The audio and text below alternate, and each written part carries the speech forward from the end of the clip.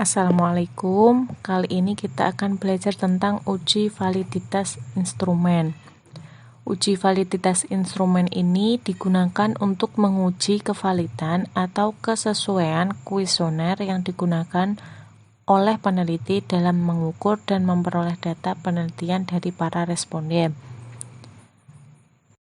Nah, sekarang kita belajar uji validitasnya yang person product moment. Jadi uji validitas person product moment itu menggunakan prinsip mengkorelasikan antara masing-masing skor item kuesioner dengan skor jawaban responden.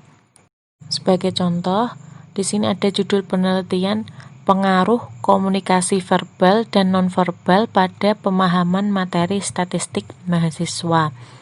Nah, instrumen penelitian yang akan kita gunakan yaitu kuesioner berbentuk checklist menggunakan skala Likert.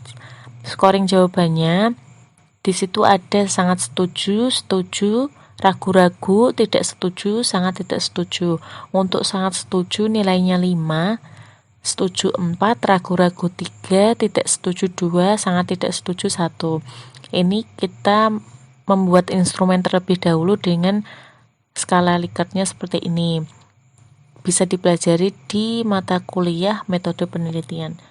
Nah, setelah kita melakukan pengambilan data, maka akan kita bentuk tabel seperti ini setelah kita melakukan penelitian.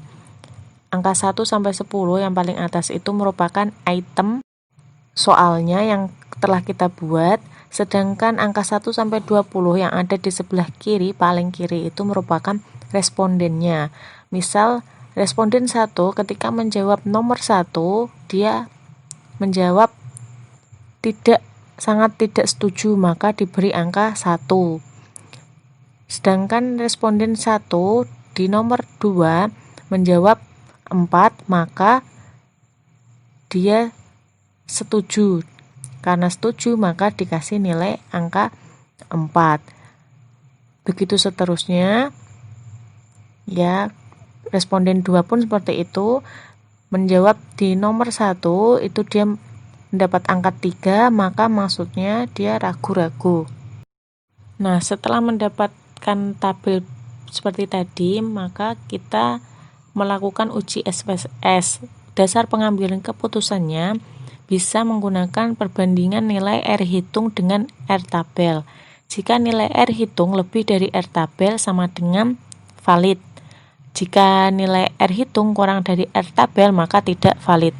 Bisa juga dilihat dari nilai signifikansi. Jika nilai signifikansi kurang dari 0,05, maka bisa dikatakan valid.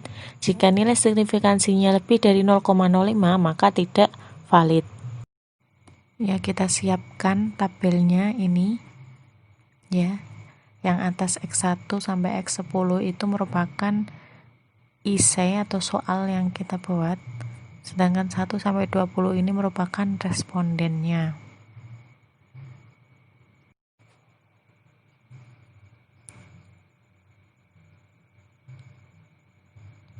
Setelah itu kita buka aplikasi SPSS-nya.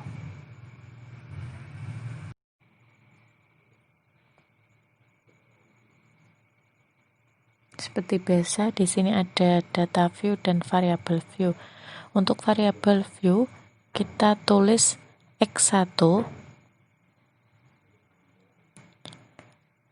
yang bagian 2 X2, ini kita tulis sampai X10 ya.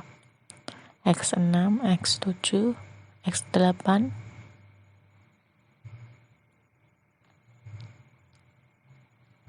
sampai X10.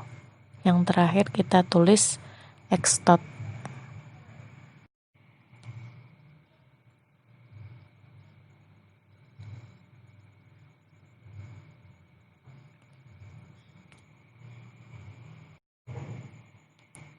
Lalu di data view kita pastikan di sini sudah berganti X1 sampai X dot.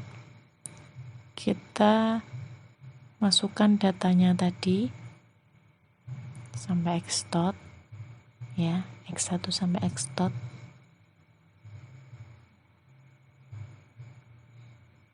Lalu kita pindahkan di sini.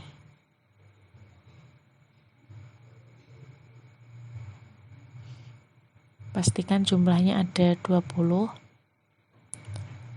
Lalu kita klik analyze, kita pilih correlate, lalu bivariate. Nah, semuanya ini kita masukkan ke variabel. Nah, sudah, kita checklist person karena kita tadi person, pakai person, lalu to toilet dan checklist flag significance and correlate. Nanti akan muncul datanya. Nah, ini muncul datanya X1, X2 sampai X dot. Ya, ingat ya, yang atas itu artinya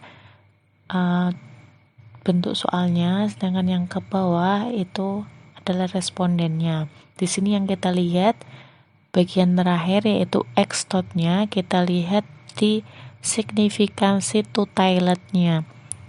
Untuk responden pertama itu hasilnya 0,131, artinya lebih besar dari 0,05. Kalau lebih besar dari 0,05 maka tidak valid. Untuk responden kedua nilainya 0,036, artinya kurang dari 0,05. Ya, maka artinya valid. Begitu seterusnya sampai X10.